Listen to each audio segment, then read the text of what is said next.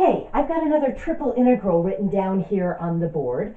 I want to do the triple integral over e of the square root of y squared plus z squared dv. E, I'm telling us, is the region inside of this cone, x equals the square root of y squared plus z squared, behind the plane x equals 5. Now, I told you, because I was nice, that this was a cone. Let's just remind ourselves how we could figure out that that's a cone if we didn't remember. That's x equals the square root of y squared plus z squared. If I were to square both sides, I get x squared equals y squared plus z squared. But I want to record that x has to be bigger than or equal to 0, because the original equation set x equal to this principal square root, so I know it's not negative. If I look at this, that's clearly a quadric surface, okay, and it's centered at the origin. If I take a look in the xy plane, x squared equals y squared, that's a degenerate hyperbola. That's just going to be intersecting lines, x equals plus or minus y. If I take a look in the xz plane, again, that's just a degenerate hyperbola. That's x equals plus or minus z. And if I take a look in the yz plane, well, if x is 0, I've got just a single point. On the other hand, if I move forward, because that's the only way I can move in this one, because we're only talking about the front half of this cone, if I move forward to say x equals 1, I would have a unit circle. So this is just going to be the front half of a cone that's opening along the x-axis. Okay. And we're looking just at the part of it that's behind the plane x equals 5. Okay, so that's our region E here, this portion of a cone. Now here, the boundary surfaces here were given as a back surface and a front surface. It was x as a function of y and z, rather than giving the top and the bottom with z as a function of x and y. Now, I mentioned when I introduced the notion of a type 1 region, which we said was a simple xy solid, that this could generalize. And that's what I want to do here. Okay, I don't want to have to solve for the top and bottom and then project onto the xy plane. I could. It's going to be kind of tedious. I was given x as a function of y and z. So I've got the back and the front. I'm going to project onto the yz plane. So I'm essentially switching the roles that I usually have for x and z. Instead of integrating from bottom to top with respect to z first, I'm going to set this up so that I'm going to integrate from back to front with respect to x first. And that means that I'm going to be projecting onto the yz plane. Now I can see if I project this onto the yz plane, it looks like I'm just going to be getting a disk, because that's going to be the disk I get when the cone meets this plane. So that would be when root y squared plus z squared is equal to 5. So that would mean y squared plus z squared is equal to 25. That's just a disk of radius 5 in the yz plane. So in the yz plane, my region D is going to be this disk. So I can say I'm going to set this up as the integral over D. I'm going to integrate now from back to front. We always integrate from the smaller value to the bigger value. So we're used to thinking of that as from bottom to top. When it's with respect to x, it's from back to front. If we were integrating with respect to y, it would be from left to right. So we're going to go from the back surface, which is root y squared plus z squared, to the front surface, which is 5. We're integrating root y squared plus z squared. This is with respect to x. And then the double integral is with respect to area in the yz plane. Now, I'm going to go ahead and do this first integral first, and then address the double integral. Okay. So if I take an antiderivative of this with respect to x,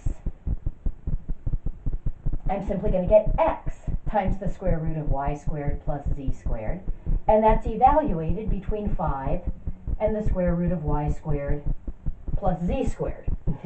So this root y squared plus z squared is actually showing up in two places. It's describing the back surface. It's also my integrand. Okay.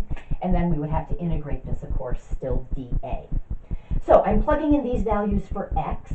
So we're going to have the double integral over d of 5 root y squared plus z squared minus, when I plug this in for x, I get root y squared plus z squared squared. So I'm just subtracting y squared plus z squared. And then we still have to integrate that dA. Make sure that you either put that y squared plus z squared in parentheses or distribute the negative so that it's minus y squared minus z squared. Okay. Now, if I look at what I'm doing here, okay, I want to integrate over this disk in the YZ plane. Now, usually if I'm integrating over a disk, I would want to switch to polar coordinates. But I'm used to having x and y, so that I can say x is r cosine theta and y is r sine theta. Well, x and y are just names. This is a two-dimensional plane. It happens to be the YZ plane, okay? But I can describe any plane in terms of polar coordinates. I'm going to, I think, because y in this case is the horizontal axis, y is sort of playing the role of x. So I'm going to say y is r cosine theta. Z is playing the role that y usually changes, so y is going to be r sine theta. Okay. Excellent. So I'm using polar coordinates. It's just different names for the rectangular coordinates that I'm converting to polar coordinates. Okay. All right. So this is then going to become, if we're working on this disk, theta is going from 0 to 2 pi, r is going from 0 to 5. I can rewrite my integrand now in terms of my polar coordinates. Root y squared plus z squared, that's just r. So that's going to become 5r minus, that's just r squared.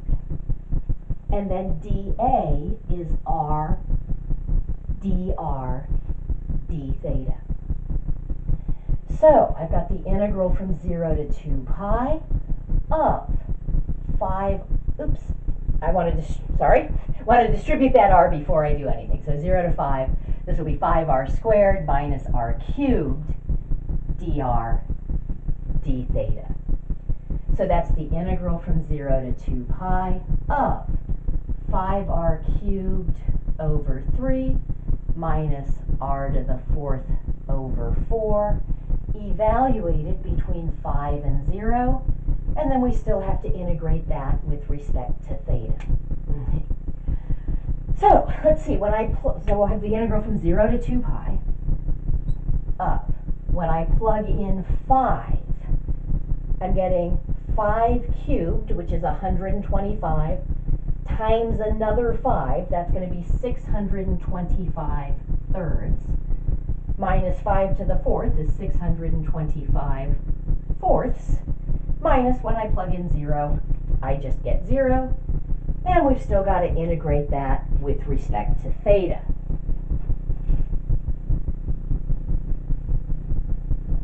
I really miss having bigger boards. Okay, I'm just going to get a common denominator here of 12.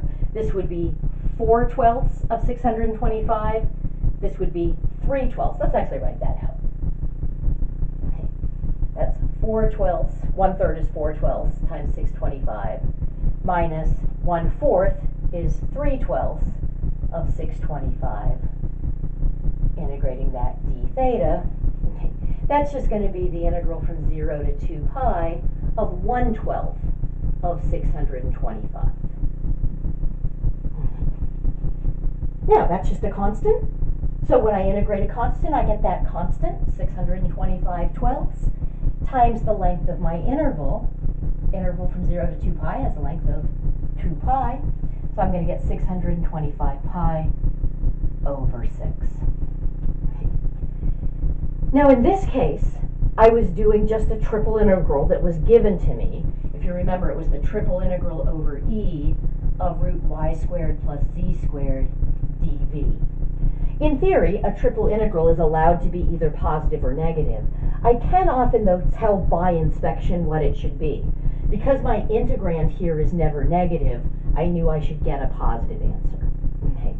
So, in this particular case, I knew the answer should be positive. If my integrand is sometimes positive and sometimes negative, it can be hard to tell what my answer should be. But if the integrand is always positive, I know my answer should be positive. And if it's always negative, I know my answer should be negative. So it's kind of nice to do those spot checks at the end, just because sometimes that catches some careless mistakes we might have made.